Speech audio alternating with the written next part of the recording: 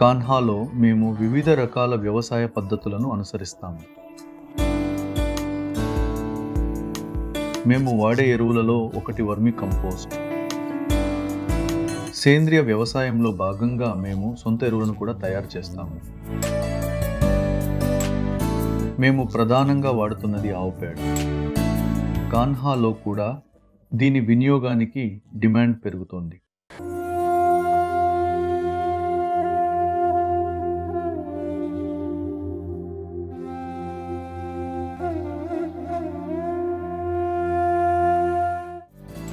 వ్యవసాయంలో భూసారాన్ని మెరుగుపరచడానికి అనేక పద్ధతులను ఉపయోగిస్తారు.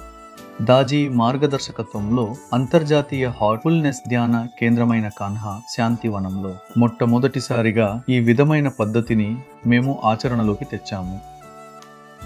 కాన్హాలో మేము వివిధ రకాల వ్యవసాయ పద్ధతులను అనుసరిస్తాము. ఒకటి, సహజ వ్యవసాయాన్ని ఎక్కువగా చేస్తాము. రెండవది, సేంద్రియ వ్యవసాయం. ఆపై రసాయన అవశేషరహిత సాంప్రదాయ వ్యవసాయం కూడా మేము చేస్తాము. సేంద్రియ వ్యవసాయంలో భాగంగా మేము మా సొంత ఎరువులను మేమే తయారు చేసుకుంటాం. వాటిలో వర్మి కంపోస్ట్ ఒకటి. తడి నేలలోని రంధ్రాల్లో పీపాలలో సూక్ష్మజీవులు నివసిస్తాయి. మట్టిలో దొరికే మొక్కల అవశేషాలపై ఆధారపడి అవి బ్రతుకుతాయి.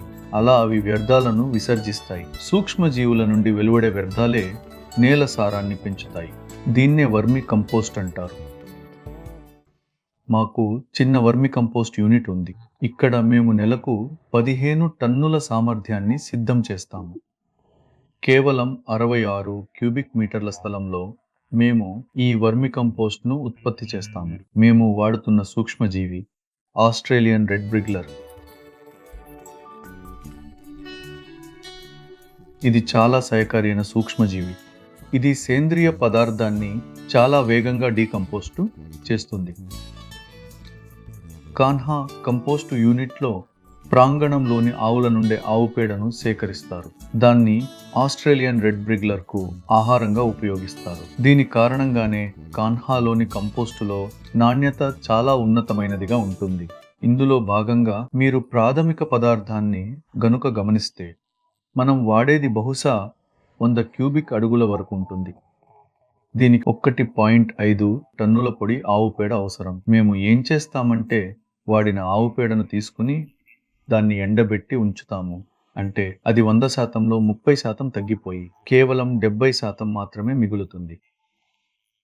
ఆ ఎండిన ఆవు పేడను తీసుకుని 100 క్యూబిక్ పదార్థపు బరువుకు 1.5 టన్నుల పొడి పదార్థం తయారవుతుంది. So it takes around 1.2 tons will come from out of 1.5 tons of cow dung. ఇక్కడ 1.2 టన్నుల వర్మి కంపోస్ట్ 1.5 టన్నుల ఆవు పేడ నుండి తయారు చేయబడుతోంది. ఉపయోగించే విధానం గురించి మరింత తెలుసుకుందాం.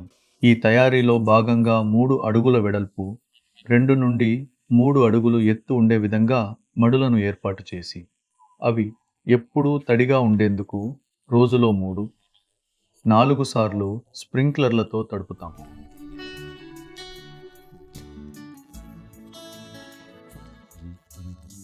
ఆ కంపోస్ట్ నుండి పారిన నీటిని మేము వర్మీ వాష్ అని పిలుస్తాం. ఆ నీటిని మేము 1.10 నిష్పత్తిలో మొక్కలకు వాడతాం. దానివల్ల మేము గమనించిన లాభం ఏమిటంటే, మనం ఎలాగైతే తక్షణ శక్తి కోసం ఆహారాన్ని తీసుకుంటామో అలాగే మొక్క పోషకాల కోసం ఆ నీటిని తొందరగా గ్రహిస్తుంది. అది ఒక తక్షణ శక్తినిచ్చే ఆహారంగా మొక్కకు బాగా ఉపయోగపడుతుంది.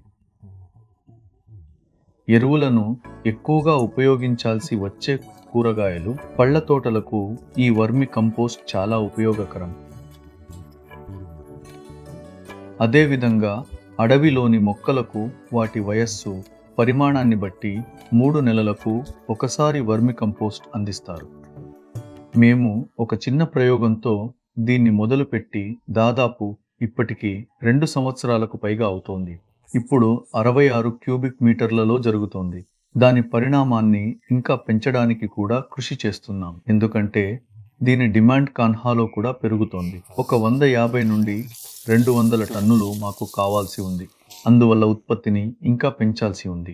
అగ్రికల్చర్ సెంటర్ ఆఫ్ ఎక్సలెన్స్ కాన్హాలో ఏర్పాటు చేయడం జరిగింది. అది చుట్టుపక్కల సుమారు 30 గ్రామాల్లో వ్యవసాయ సంబంధిత విషయాలను, నైపుణ్యాలను అందిస్తోంది. వారి నుండి వ్యవసాయ ఉత్పత్తులను కూడా కొంటోంది. ఆ గ్రామాలలో సేంద్రియ వ్యవసాయ పద్ధతులను నేర్పిస్తోంది. ప్రస్తుతం కాన్హాలోని 3000 చదరపు అడుగులలో వర్మీ కంపోస్ట్ ఉత్పత్తి చేయబడుతోంది. భవిష్యత్తు అవసరాల దృష్ట్యా నెలకు 200 టన్నుల ఉత్పత్తిని దృష్టిలో ఉంచుకొని ఈ ఉత్పత్తిని ఇంకో 5 నుండి 6000 చదరపు అడుగులకు విస్తరించబోతున్నారు. తక్కువ పరిణామంలో ఉత్పత్తి చేయడం వల్ల ప్రస్తుతం ఉత్పత్తి వ్యయం 1 కేజీకి 3 రూపాయలుగా ఉంది. ఉత్పత్తి సామర్థ్యాన్ని పెంచుకోవడం వల్ల బహుశా ఉత్పత్తి వ్యయాన్ని కేజీకి 2 నుండి 3 రూపాయల మధ్యకు తీసుకొని రాగలుగుతాం. ఎందుచేతనంటే పూర్తిగా ఆవు పేడనే మేము ఉపయోగిస్తాము. ఎక్కువ ధర ఉండడానికి అదే కారణం. కానీ మేము సాధించే ఫలితాలను బట్టి చూస్తే ఆ ధర సరి అయినదే. వర్మీ కంపోస్ట్లోని సూక్ష్మ జీవులను, మైక్రో ఆర్గానిజమ్స్, ఎలుకలు, ఉడతల నుండి, ఎండావానల నుండి రక్షించుకోవడం చాలా ముఖ్యం. కాన్హాలోని వ్యవసాయ నిపుణుల బృందం స్థిరమైన సేంద్రియ పద్ధతులను మాత్రమే ఉపయోగించేందుకు కట్టుబడి ఉన్నారు.